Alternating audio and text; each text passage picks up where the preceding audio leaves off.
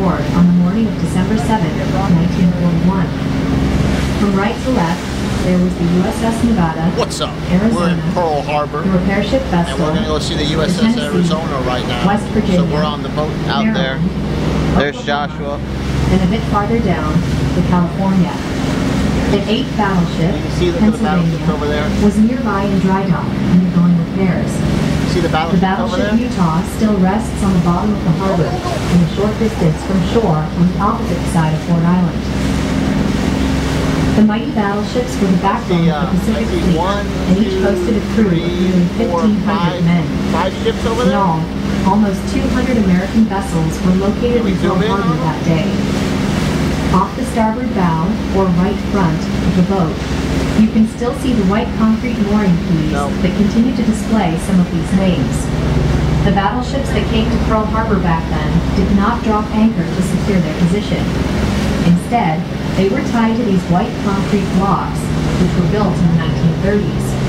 The Pacific Fleet tended to tie 2 ships together, one inboard, closest to the keys, and one outboard.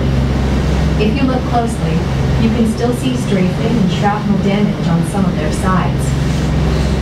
Ford Island Bridge is to the right.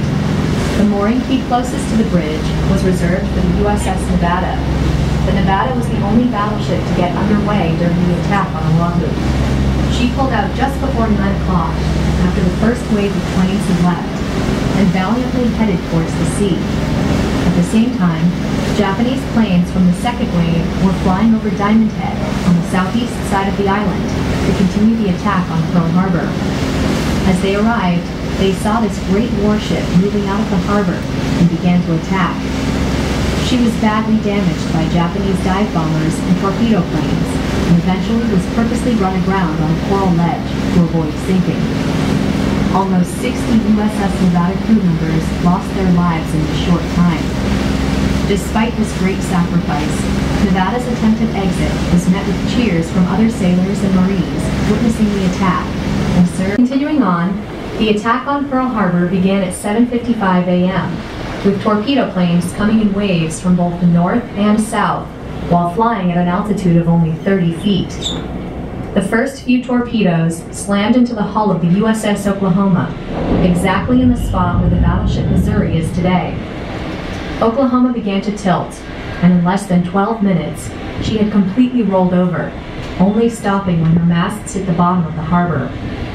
She had taken as many as 8 torpedo hits on her port or left side. This was a crippling blow, and consequently 429 sailors and Marines were lost on the Oklahoma. A memorial dedicated to them is located in the forward section of the ship.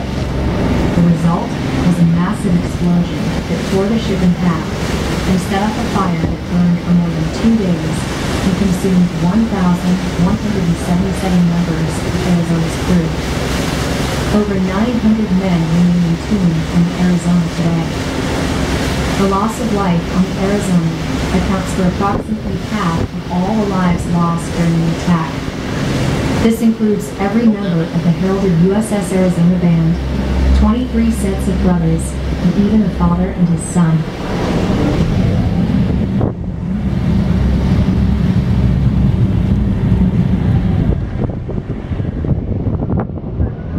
The mighty Arizona was just over 600 feet long on her day, about the length of 2 American football fields. In fact, the white buoy you see to the right of the memorial is tied to the stern of the ship, and the one to the left is tied to its bow.